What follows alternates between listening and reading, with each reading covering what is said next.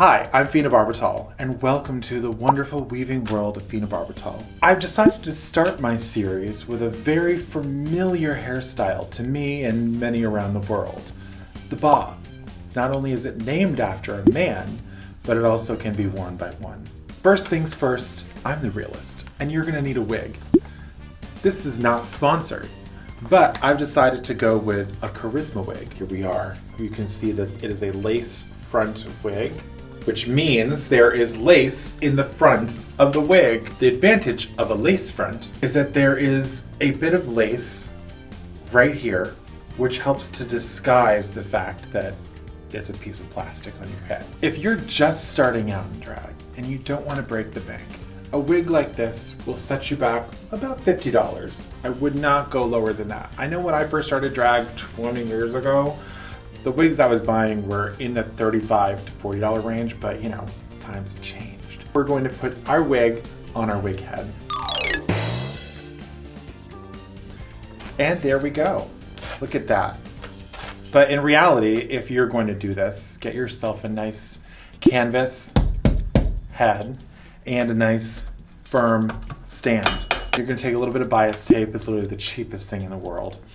And you're going to lay the bias tape across the lace, and then you're going to take these little pins and you're going to place the pins through the bias tape, through the lace to hold it in place. And this distributes the pressure evenly across the lace. So when you're brushing and styling, it doesn't rip. What I'm doing is just brushing through the hair with my metal paddle brush. These are good for plastic wigs. If I was using a human hair wig, I'd probably use something a lot more gentle. But because this is plastic, the metal gets through those knots. It's good to have like a full-length mirror in front of you so you can watch, kind of like when you're at the hair salon. I'm taking my hair, I'm brushing it back to what might look like a Hillary Clinton low pony. And then I'm going to just take my scissors, and without even looking, I'm gonna look. Cutting it this way is gonna give graduated, I don't know if that's the right term. Side note, I didn't go to hair school. Not once.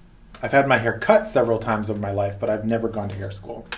So now we're just going to, this is where the really sharp scissors come into play. And here we are, we're just hacking away. And there you have it, a bob. I am gathering all of the hair at the crown up into a high gathered ponytail. I'm literally just going to lop some of this off. I'm not going to measure. I'm not really going to even look at it that much. I'm just going to go with my instinct. And my instinct is that I want to create a fierce layer right here.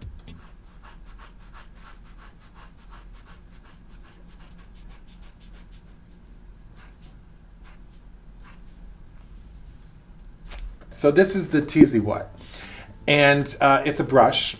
We got short bristles, stiff, very stiff.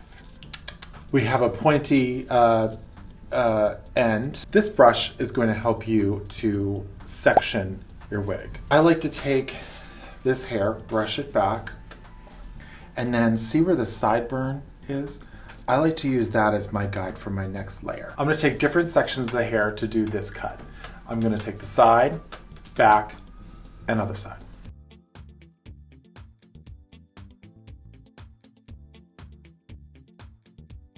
Something that will absolutely transform this wig. We're gonna tease it. We're gonna start by teasing the crown.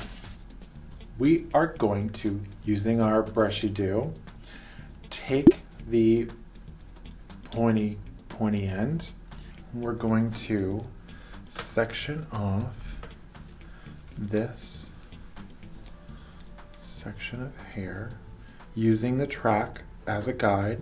Are you ready? That is why it is very important to have this brush. Short, firm bristles. I have brushed the wig. I'm going to do the front. We're going to blend the front, which I have already sectioned off, into the teased back portion.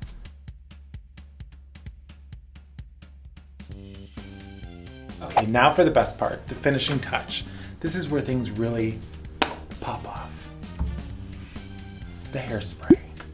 We're gonna go in, I'm gonna lift and spray roots. Lift and spray roots. I'm partial to a freeze spray. Right here we have the Aussie freeze spray. The reason why we're spraying roots is because we want the undercarriage to be nice and solid. We want a nice solid skeleton. Here we have the finished product, the bob. Not just a regular bob. This is a messy rock bob. This is perfect for your garden party. You know, it's nice and short, so you can wear it during the summertime when it's hot. Thank you guys so much for watching The Weaving World of Fena Barbitall.